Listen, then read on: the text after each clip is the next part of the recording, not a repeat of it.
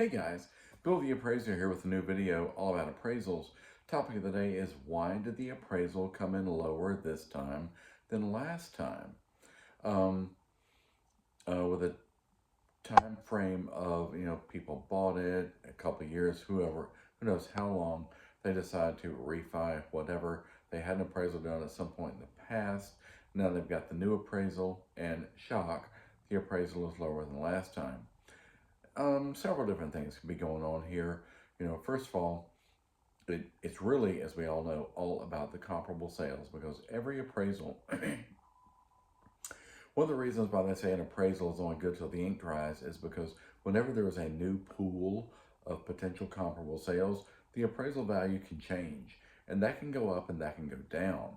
Now, historically, we all seem to think that, oh, everything just always goes up. Well, yeah, in all likelihood, since 08, 09, over the course of time, things likely do. But here's the thing. You bought something you bought something 6 months ago, and now you're trying to refi or whatever, or get a HELOC. Well, you haven't had time to pick up any general market appreciation of, 2, 3, 4, 5% over 4, 5, 6, 7 years. You just bought it 6 months ago, whatever. And so because of that, some of those comparable sales that were used when you bought it for the appraisal, assuming there was one, have likely timed out. And so again, regardless whether they've timed out or not, you're looking at a new set of potential comparable sales. And so those could be higher, those could be lower, those could be right at more or less about what you paid before. So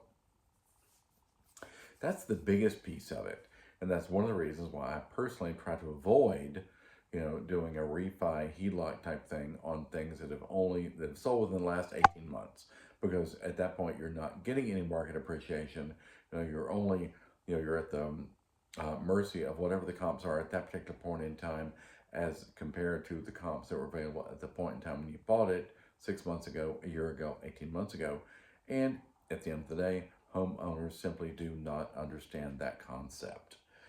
They're still under the impression that appraisals always go up, value always goes up. They paid $350 for it 6 months ago, it should be $375 now. Well, it's not going to be necessarily. All depends on the comps. By the same token, in a perfect world, people buy homes and usually they start doing renovations, they start making things better, they redo the kitchen, they redo the bath and things like that. So very often, on some of these, people buy it, they do these renovations, and then 3 months, 6 months, 9 months, a year later, all of a sudden they have another appraisal done and it's better than it was before. So yes, consequently at that point, the appraisal goes up. But again, if they have not done much or have not done anything at all, then they are truly just at the mercy of what the comps are at that particular point in time, and it could be less. And again, homeowners just really don't understand that. I paid $350, 6 months ago. Now the appraisal came back and it's only three and a quarter. So, part of that too may have to do with at the time of purchase.